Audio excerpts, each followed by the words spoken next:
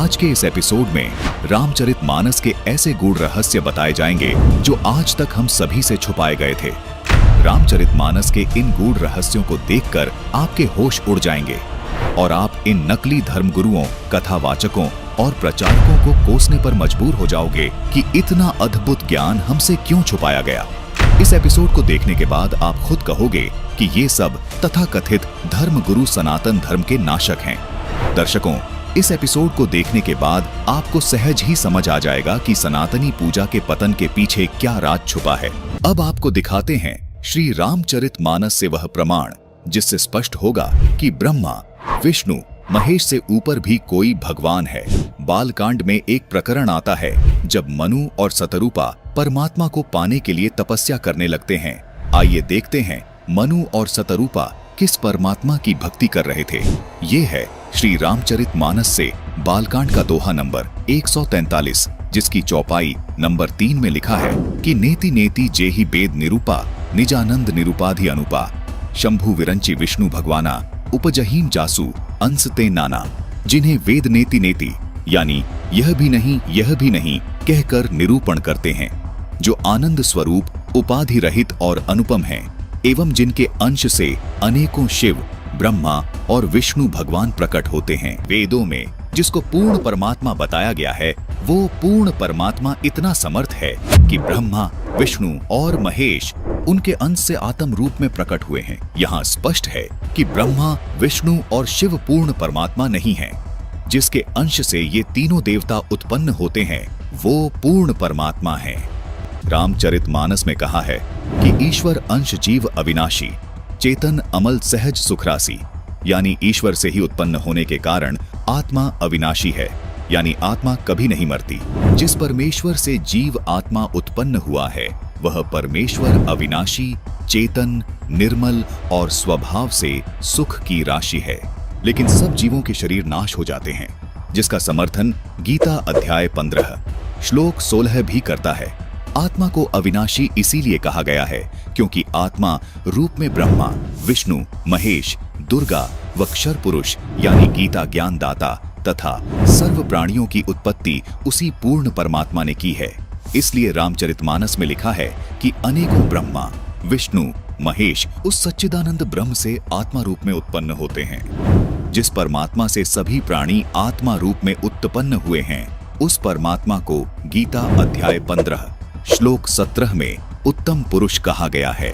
उसी परमात्मा को तीनों लोकों में धारण पोषण करने वाला परमात्मा तथा वास्तव में अविनाशी परमेश्वर कहा गया है। गीता अध्याय 4 श्लोक 5 और 9 में तथा गीता जी अध्याय 2 श्लोक 12 में तथा गीता अध्याय 10 श्लोक 2 में गीता ज्ञान दाता यानी क्षर पुरुष ने अपने आप को नाशवान कहा है तथा स्वीकार किया है कि अर्जुन, मेरे और तेरे बहुत जन्म हो चुके हैं, उनको तू नहीं जानता, मैं जानता हूँ। इससे सिद्ध हो जाता है कि क्षर पुरुष यानी गीता ज्ञान दाता जो ब्रह्मा, विष्णु, महेश के स्थूल शरीर का पिता है, वो भी अविनाशी नहीं है, उसका शरीर भी नष्ट होता है। अब आपको गीता अध्याय 15 श्लोक 16 से भी स्पष्ट करते हैं। इस श्लोक में कहा है कि दो पुरुष हैं, क्षर पुरुष और अक्षर पुरुष, तथा इनके अंतर्गत सब प्राणियों के शरीर तो नाशवान है, यानी ये सब नष्ट होते हैं, परंतु आत्मा सबकी अविनाशी है।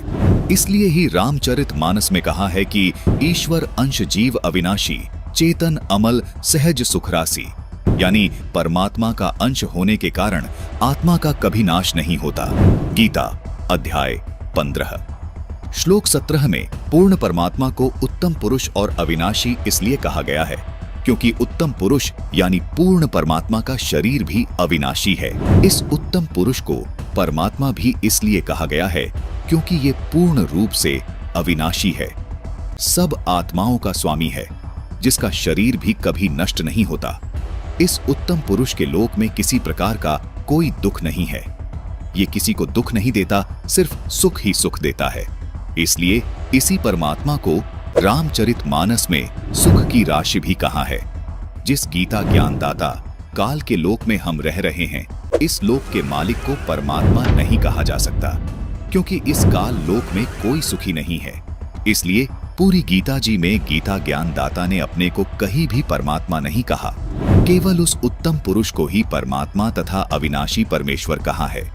दर्शकों, गीता जी में अन्य स्थानों पर जहां भी परमात्मा शब्द से संबोधन किया गया है, वो इसी उत्तम पुरुष अर्थात सच्चिदानंद घन ब्रह्म के विषय में बोला गया है। अर्थात पूर्ण परमात्मा का शरीर कभी नष्ट नहीं होता।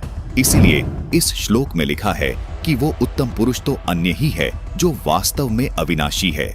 उसी को परमात्मा कहा गया है। संत रामपाल जी महाराज सभी को आदि सनातनी भक्ति पर इसलिए दृढ़ कर रहे हैं ताकि हम सब आदि सनातनी भक्ति करके उस उत्तम पुरुष के अविनाशी लोक में चले जाएं, जहां जाने वाली सभी जीवात्माओं को भी अविनाशी शरीर प्राप्त होता है। अविनाशी शरीर होने के कारण उस शाश्वत लोक में पुनर्जन्म व मृत्यु नहीं होती, जहां जाने के बाद साधक लौटकर इस काल लोक में कभी वापस नहीं आते। इसी को पूर्ण मोक्ष कहा जाता है। गीता अध्याय 18 श्लोक 62 में गीता ज्ञानदाता इसी अविनाशी लोक की बात कर रहा है। यही वो शाश्वत यानी सदा रहने वाला स्थान सतलोक है।